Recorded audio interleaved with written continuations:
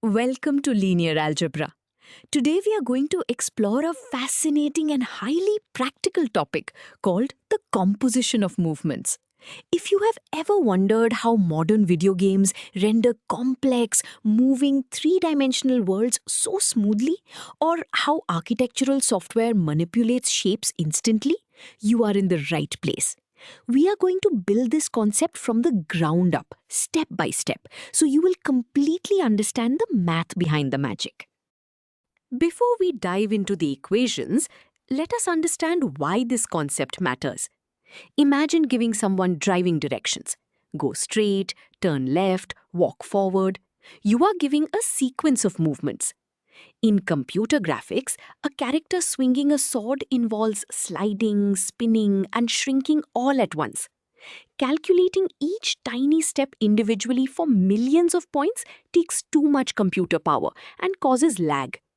Instead, we use a mathematical trick called composition of movements.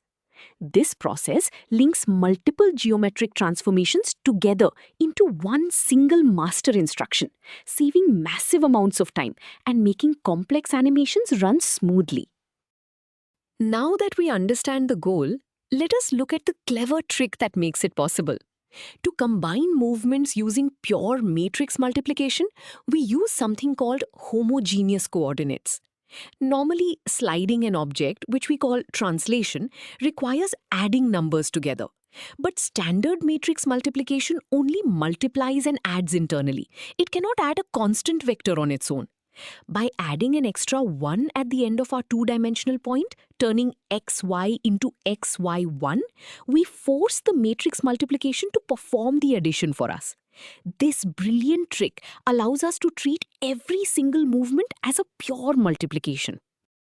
With our coordinates ready, let us look at the formula that combines these movements. When we want to apply multiple transformations, we multiply their matrices together to create a single composite matrix, which we call C. In this formula, P3 is our final position vector. C is the composite matrix containing all instructions. P1 is our starting point. The most critical part here is the order. You must read and write the movements from right to left. The first movement goes on the far right, closest to the point vector. The second movement goes to its left. If you increase the values in the scaling matrix, the final object stretches further. If you change the translation matrix, it slides to a different spot. Now that we have our formula, let us see this with a concrete example. We are given a starting point at coordinates 1, 2. We want to perform two movements. First, translate the point right by 3 units and up by 1 unit. Second, scale its distance from the origin by a factor of 2. We need to find the final position using a single composite matrix.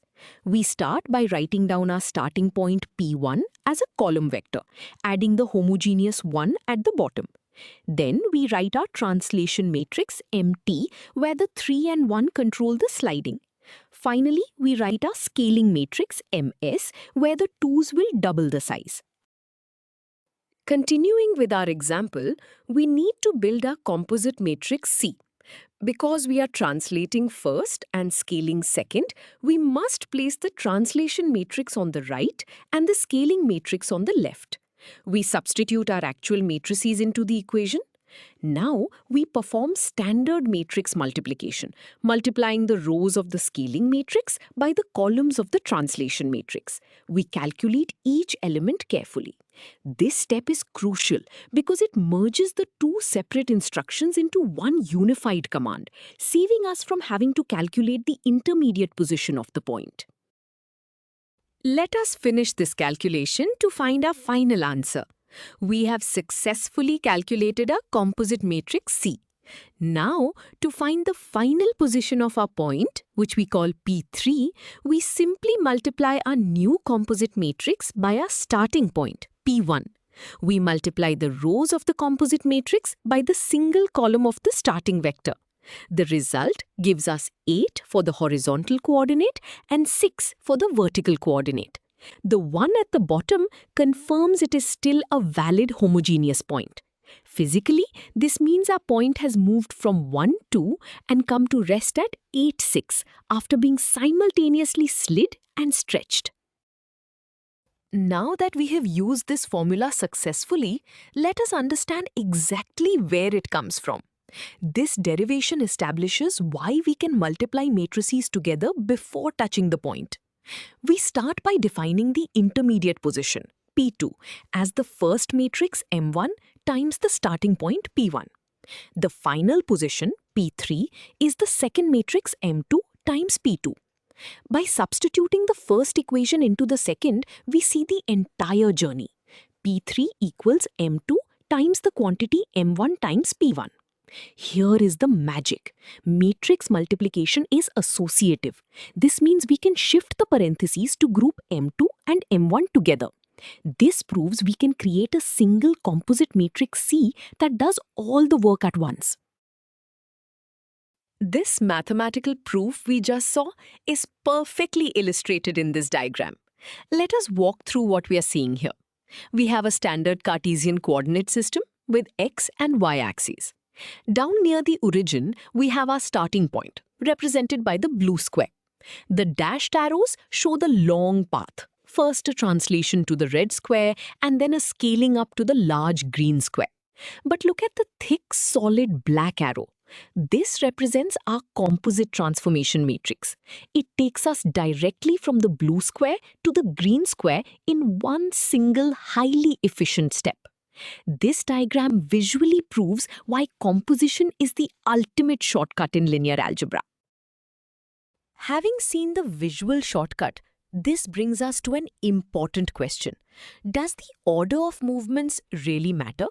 Let us solve a second example to find out. We will use the exact same starting point at 1, 2, the exact same translation and the exact same scaling. However, this time we will reverse the order. We will scale the point first and then translate it second. To build our new composite matrix, which we will call C2, we must place the scaling matrix on the right, closest to the point, and the translation matrix on the left. We set up our multiplication to see what happens. Continuing with our reversed order, we multiply the translation matrix by the scaling matrix. We multiply the rows of the first matrix by the columns of the second. When we calculate the result for C2, we get a completely different matrix than we did in our first example. The numbers in the far right column have changed. This is a profound moment. It proves that matrix multiplication is not commutative. Swapping the order fundamentally changes the instructions inside the matrix. Let us apply this new matrix to see the final result. We multiply our new composite matrix, C2, by our original starting point, P1. Multiplying the rows by the column vector, we get a new final position of 5, 5. In our first example, translating then scaling gave us 8, 6. Here, scaling then translating gives us 5, 5. In plain English, stretching a map and then moving your finger 3 inches gives a completely different location than moving your finger 3 inches and then stretching the map. Order matters immensely when composing movements.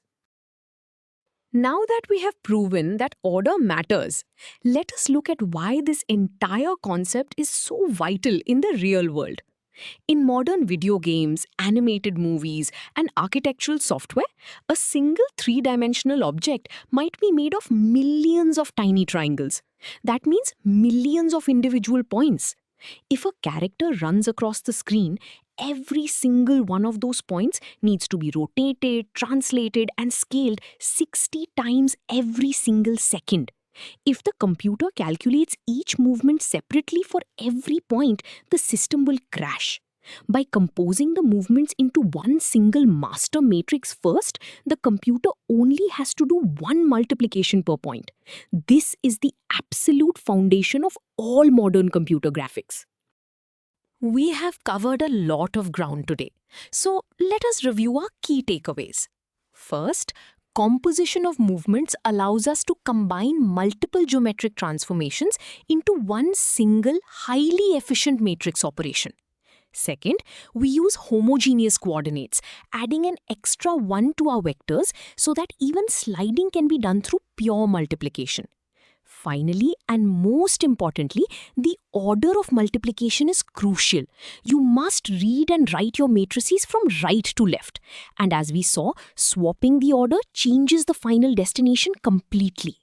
You now understand the mathematical engine that drives real-time computer graphics. Great job today.